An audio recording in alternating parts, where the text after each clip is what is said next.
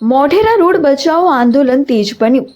Modhera રોડથી નુગર bypass સુધી બની રહેલા આઇકોનિક રોડના લીધે ટ્રાફિકને લઈને ઊભી થનારી સમસ્યાઓ બાબતે સ્થાનિકોનો ઉગ્ર વિરોધ તેજ બન્યો. મોઢેરા રોડ સ્થિત નીલકંઠ મહાદેવ મંદિર ખાતે મોટી સંખ્યામાં સ્થાનિકોએ એકઠા થઈને આંદોલનની જાહેરાત કરી. બબ્બે જીઆઈડીસીઓ મોટી સંખ્યામાં આવેલ પાર્ટી પ્લોટો શાળાઓ સહિતના લીધે ટ્રાફિકથી ત્રસ્ત સ્થાનિકો આઇકોનિક રોડ બનવા બાબતે મહાનગરપાલિકા સમક્ષ વિરોધ પ્રદર્શન કરશે. અનામત આંદોલનના ઉદ્ભવ સ્થાન એવા મોઢેરા રોડના સ્થાનિકોએ પ્લાનિંગ વગર બનાવી રહેલા આઇકોનિક રોડ સામે આંદોલનનું રણસિંગું ફૂંક્યું. હાલમાં બની રહેલા આઇકોનિક રોડનું કામ બંધ કરવામાં આવે તેમજ ધારાધોરણ મુજબ રોડની બંને બાજુના દબાણો હટાવ્યા બાદ ગટર અને વરસાદી પાણીના નિકાલ સાથેની નવી ડિઝાઇનના પ્લાનિંગ સાથે આઇકોનિક રોડનું કામ શરૂ કરવામાં આવે એવી માંગ ઉપસ્થિત સ્થાનિકોએ સર્વાનુમતે કરી. આઇકોનિક રોડના વિરોધને લઈને આમ આદમી પાર્ટી અને કોંગ્રેસની ટીમોએ પણ હાજર રહીને સમર્થન જાહેર કર્યું. આમ આદમી પાર્ટીના જિલ્લા અધ્યક્ષ એડવોકેટ જયદેવસિંહ ચાવડાએ આ મુદ્દે હાઈકોર્ટ સુધીની લીગલ કાનૂની સેવા મફત આપવાની જાહેરાત કરી. આ મુદ્દાઓને લઈને સ્થાનિકોની નક્કી કરેલી કમિટી દ્વારા મહેસાણા મહાનગરપાલિકા કમિશનરને લેખિત રજૂઆત કરશે. સભામાં ઉપસ્થિત સ્થાનિકો સહિત રાજકીય અગ્રણીઓએ પોતપોતાના સૂચનો અને અભિપ્રાય રજૂ કર્યા. આશિષ પટેલ, મહેસાણા.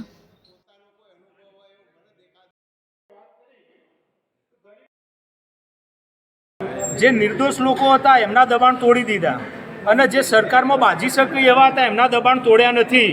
તો પહેલી તો માગણી અમારી એવી છે કે ભાઈ કામ બંધ કરી અને બંને બાજુનો રોડ કમ્પ્લીટ તોડવામાં આવે અને બંને બાજુનો જે ધારાધોરણ મુજબ હોય એ પહોળો કરવામાં આવે, એના પછી જ એનો વિકાસ કરવામાં આવે એવી અમારી ખાસ માગણી છે. આ વસ્તુ મિટિંગની વાત થઈ, ચર્ચા થઈ જે રોડ રસ્તાની મહાનગરપાલિકા, તો તમારો આમ આદમી પાર્ટી દ્વારા શું સમર્થન છે? મોઢેરા ચોકડી ઉપર જે રીતે દબાણ એક તરફે જ દૂર થાય છે, બીજી બાજુ યથાવત રહે છે અને આ વાલા દવાલાની જે નીતિ અપનાવી છે એના સામે તેમજ જ્યારે સ્થાનિક રીતે રોડ બની શકે એવી કન્ડિશનમાં જ નથી ત્યારે આઇકોનિક રોડ બનાવવાની જે હવાઈ જે વાતો ખરી છે એનો વિરોધ કરવા માટે અને જે અન્ય લોકો જે ખરા એમના પ્રશ્નોને સમર્થન આપવા માટે આમ આદમી પાર્ટીની પૂરી ટીમ સાથે અહીંયા સમર્થન આપેલ છે. અહીંના સ્થાનિક રહેવાસીઓને જ્યારે પણ જો પણ જરૂર પડશે ત્યારે આખી પૂરી ટીમ અમારી સમર્થનમાં રહેશે. તેમજ અહીંથી લઈને નામદાર હાઈકોર્ટના દરવાજા જો ખખડાવવા પડશે ત્યાં પણ અમે એડવોકેટ તરીકે મફતમાં સેવા આપીને આ વિસ્તારના રહીશોને અમે મદદ કરીશું. પછી એના કમિશનર શ્રી એસી ચેમ્બરના અંદર બેસીને મહેસાણાની ભૌગોલિક પરિસ્થિતિ જાણ્યા વિના કોઈપણ જાતની તેઓ રોડ ઉપર રસ્તા ઉપર ગયા વિના જાતે જ રીતે કોઈને પણ પૂછ્યા ગાજ્યા વિના સ્થાનિક રહીશો જે ખરા અથવા જે ભૂતકાળમાં ચૂંટાયેલા છે એવા પ્રતિનિધિઓ ખરા એમને પણ પૂછ્યા વિના જાતે જ નિર્ણયો કરી રહે છે અને એની સાથે સાથે મહાનગરપાલિકાના કમિશનરશ્રી એ એક પ્રકારે વસૂલી ભાઈ થઈ ગયા છે. દિન પ્રતિદિન રીતે અહીંના વેપારીઓને અહીંના રહીશોને કેવી રીતે લૂંટ કરી, કેવી રીતે એમના જોથી પૈસા એઠવા, બસ એક જ માત્ર ઉદ્દેશ એમનો થઈ ગયો છે.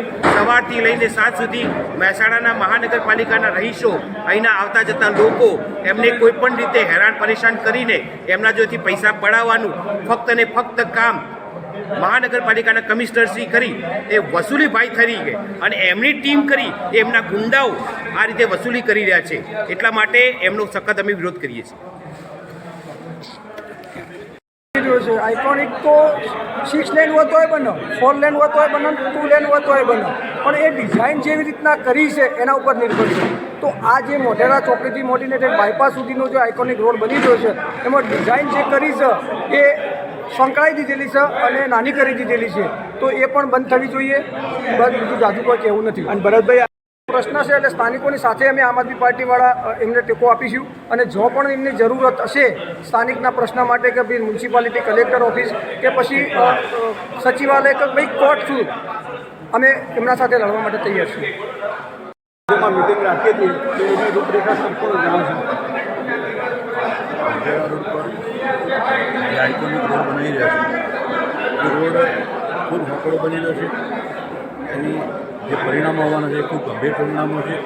એ રોડની ડિઝાઇન જે છે એમાં ફેરફાર કરવામાં આવે એવી આખા સમાજ સમગ્ર મોઢેરા રોડના આગેવાનોની નાગરિકોની બધાની લાગણી છે.